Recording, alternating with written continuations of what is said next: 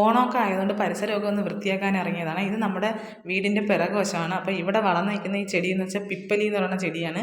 അപ്പോൾ എൻ്റെ ചേട്ടൻ ഇതിൻ്റെ ഒരു കമ്പ് എവിടുന്നോ കൊണ്ടുവന്ന് നട്ടതാണ്. അപ്പോൾ ഈ പ്രദേശം ആകെ ഇത് കാടായിട്ടുണ്ട്. കാരണവശാലും ഇത് കൊണ്ട് നടരുത്, കാരണം ഇത് മൊത്തം കാടാവും.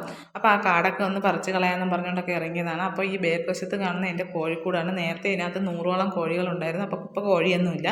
അപ്പോൾ ഓണം കഴിയുമ്പോൾ ഈ കോഴിയെ വാങ്ങിച്ചിടാമെന്നൊക്കെ ഉള്ള പ്ലാനാണ്. അങ്ങനെ നമ്മൾ വൃത്തിയാക്കാനായിട്ട് ഇറങ്ങി.